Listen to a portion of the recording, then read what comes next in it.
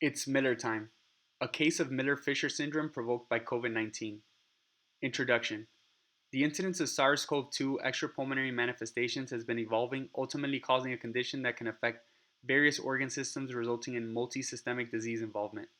Organs such as the lungs, heart, liver, and kidney are primarily affected, but different neurologic manifestations have been reported. Among those is the immunologic involvement of the peripheral nervous system, resulting in a chronic inflammatory demyelinating disease such as Guillain-Barré syndrome. This disease is usually triggered by molecular mimicry to a preceding infection and has rarely been reported with COVID-19. GBS usually starts in the distal lower extremities and ascends, causing symptoms and signs of a lower motor neuron lesion. An unusual variant of GBS that primarily affects the cranial nerves is Miller-Fisher syndrome. We present a 45-year-old male who tested positive for COVID-19 about 14 days prior to arrival. He presented with ophthalmoplegia, ataxia, dysarthria, dysphagia, and bilateral paresis and paresthesia of the tongue, face, and extremities. No respiratory symptoms of COVID-19 were noted on admission. Neurological examination was remarkable for ophthalmoplegia, dysarthria, dysphagia, bilateral Bell's palsy, and bilateral paresthesias of the tongue. There was symmetrical stocking glove hypoesthesia on all four extremities, combined with bilateral paresis of the neck and extremities. Primary survey was also notable for hyporeflexia in the ankles, knees, and upper extremities, with appendicular ataxia on finger-to-nose testing. Nasopharyngeal swab was positive for SARS-CoV-2 on reverse transcription polymerase chain reaction assay.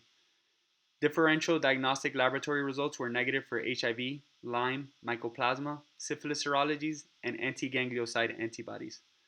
Cerebrospinal fluid analysis showed albuminocytologic dissociation with a protein level of 600 milligrams per liter and a normal cell count, provided in the table seen. Lumbar MRI was remarkable for enhancement and subtle thickening of the cauda equina nerve roots.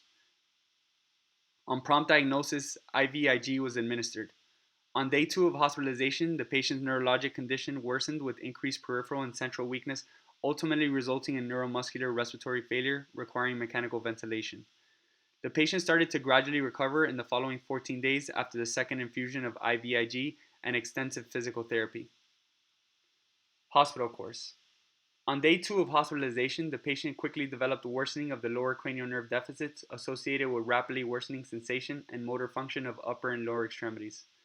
In addition, the vital capacity and negative inspiratory force were decreased and the patient was transferred to ICU for closer monitoring. In ICU, the patient was initiated on a course of IVIG for 5 days. Lumbar puncture, brain, cervical, thoracic, and lumbar MRI was performed with findings concerning for GBS. Despite proper medication, the patient progressed to respiratory failure requiring mechanical ventilation. 7 days later, the patient underwent tracheostomy and PEG placement. At that moment, the patient's symptoms were not improving, leading to concern that the patient may have deep axonal damage.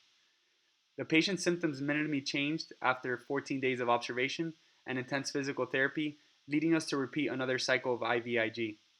7 days after completion of the second cycle of IVIG, the patient demonstrated improvement in motor and cranial nerve deficits. Discussion. The review of literature in GBS associated with COVID-19 has identified common characteristics to our patient.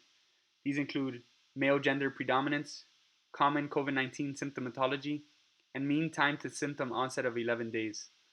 On CSF analysis, 76% have albuminocytologic dissociation, and 88% tested negative for anti-ganglioside antibodies. Most cases in the literature report the classic sensory motor demyelinating form of GBS. This case illustrates a rare variant of GBS known as Miller-Fisher syndrome, primarily leading to ophthalmoplegia, ataxia, and dysarthria. In our patient, despite the negative ganglioside antibody panel, the patient exhibited the classical and cardinal signs of Miller-Fisher syndrome.